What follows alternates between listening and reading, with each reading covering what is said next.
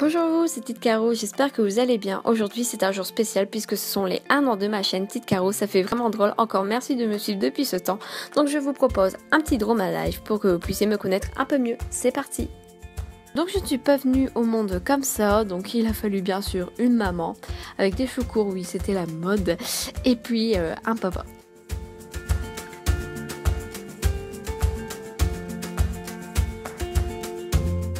Je ne suis pas née dans les roses ni par le biais d'une cigogne. Oui, ça c'est une cigogne. Je dessine tellement bien, désolée, hein, mais sur un tableau c'est hyper compliqué. Et ça, ce sont des roses. Bon, j'ai fait comme j'ai pu.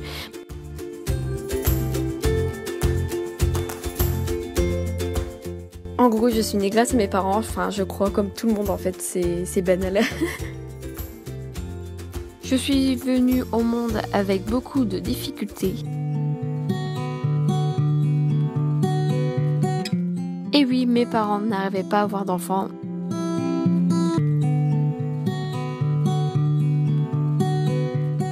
Ma mère a subi de lourds traitements hormonaux pour pouvoir en concevoir. C'est très dur pour ma mère.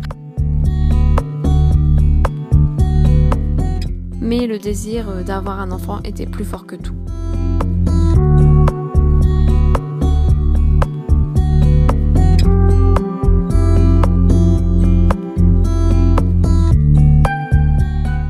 C'était le jour où j'ai été conçue. Bon, là, j'essaye de faire un canapé, c'est pas très réaliste.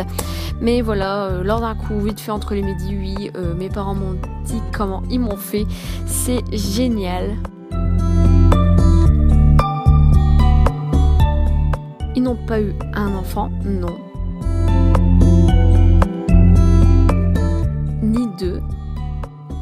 Mais 3 enfants, enfin 3 bébés en tout cas, étaient dans son ventre.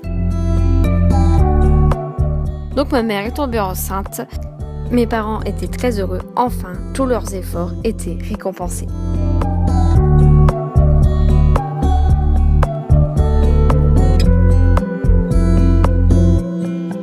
Mais il y a toujours un mais, la grossesse de ma mère est devenue très compliquée.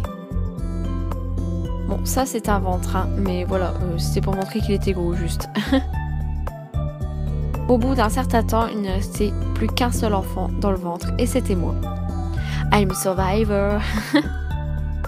Puis elle a dû se rendre à l'hôpital très vite, car la grossesse devenait de plus en plus difficile, et je voulais à tout prix sortir.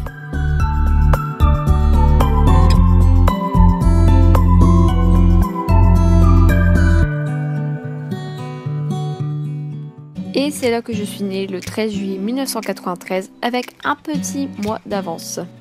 Je me demande si j'aurais été différente si je serais née à terme. Bon bah on saura jamais je pense.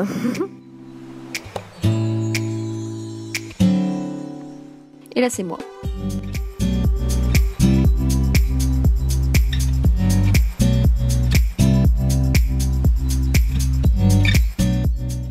Donc je vais vous parler de mon enfance, donc ça c'est la France avec la Corse qui ressemble à rien du tout. Mais bref, j'ai grandi dans un petit village près de Valenciennes dans le nord. Ce petit village s'appelle Wallers et c'est la campagne et c'est tout de même beau ici. J'ai toute ma famille là-bas, mes grands-parents, mes tontons, mes tatas, cousins, cousines, donc impossible de s'ennuyer.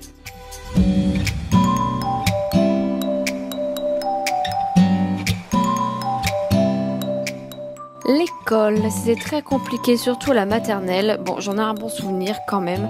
On jouait, on rigolait, sauf qu'au début, ce n'était pas facile. Je voulais pas quitter ma maman, je pleurais souvent le matin lorsqu'elle m'amenait à l'école.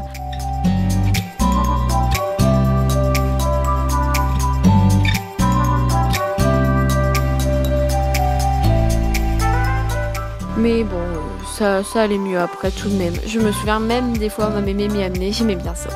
Comme mes parents travaillaient tôt et quelquefois en décalé, j'étais gardée par une nounou, donc j'étais amenée assez tôt, j'étais fatiguée. Mon père et ma mère m'habillaient en fait directement dans le lit parce que j'avais pas à émerger. Et cette nounou me gardait le matin, je mangeais chez elle entre les midis. En primaire c'était assez compliqué, surtout en CP. Donc voilà, j'étais souvent embêtée, déjà de base, même maintenant je suis petite et fine, c'est toujours le cas, hein, et des CM2 s'amusaient à me voler tout ce que j'avais sur moi, donc mon écharpe, mon manteau, donc en fait je ne voulais plus du tout m'habiller le matin et c'était un peu embêtant quand même.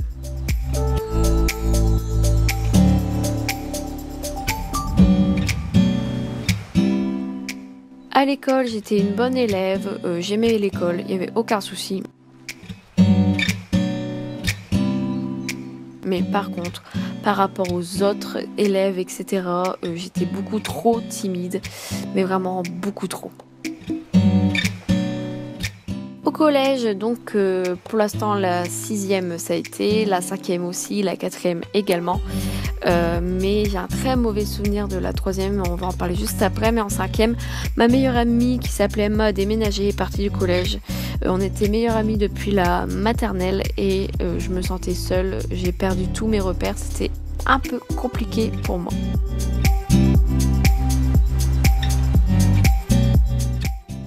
En 3e, c'était différent. En fait, on était 3 bonnes copines. Et on s'entendait même très très bien. Jusqu'au jour quand, en plein cours d'espagnol, d'autres personnes de ma classe ont commencé à me traiter entre guillemets. En fait, ils m'ont appelée, je me retourne et là, ils commencent à me dire que j'avais une tête en forme de cornichon. Ok, j'ai pas compris sur le moment. Ça m'a rendu très très triste. De là, ça m'a suivi toute l'année et on m'appelait Caroline Nichon. Et comme j'étais petite et fine encore une fois, voilà, c'était un peu compliqué et j'avais les cheveux courts, donc on m'appelait aussi Porc Épic. Super! En récréation, si on m'embêtait, ils s'amusaient à me courir après, à m'envoyer je ne sais où dans la cour. C'était une période assez compliquée de ma vie. Et ça me rendait très très triste.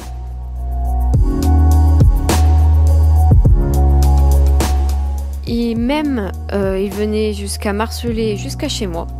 J'avais même des anciens amis qui s'étaient pris au jeu également.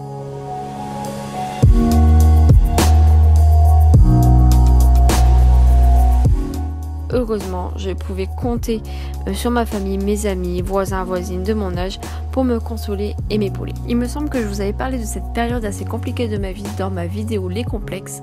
Je vous la mets juste ici.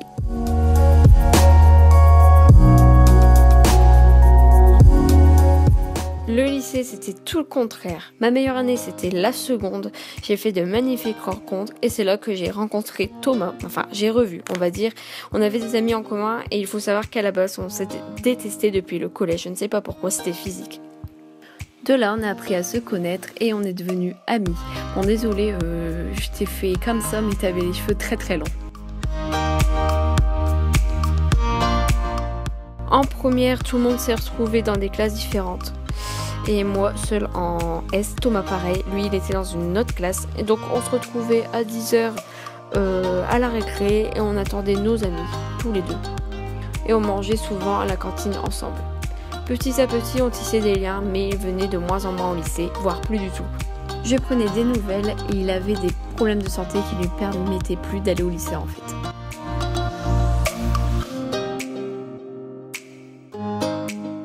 De ce fait, on parlait beaucoup sur internet, surtout sur MSN, oui, pour les anciens. Et à cette époque, ça existait, la bonne époque, c'était vraiment trop bien. Bref.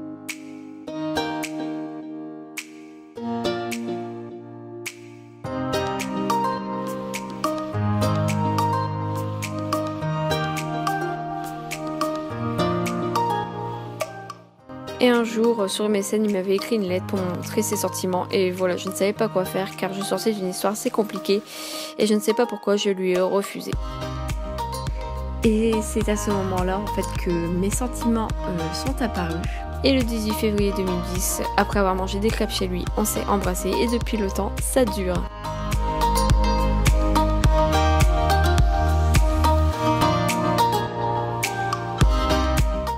Puis l'année d'après, c'était l'année du bac. Je me souviens, mes parents me mettaient une pression de malade. De une, mes résultats n'étaient moyens. Et de deux, dur de se concentrer quand on est amoureux.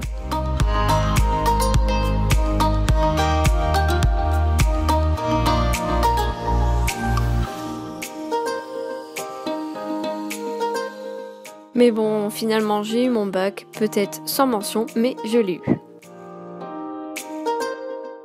Puis ensuite, post-bac, donc après le bac, j'ai poursuivi mes études en BTS, puis ensuite licence et master, et j'ai eu ces 3 diplômes. Je ne vais pas aller plus loin sur ce sujet, je pense vous faire une vidéo prochainement sur mon parcours scolaire si ça vous intéresse.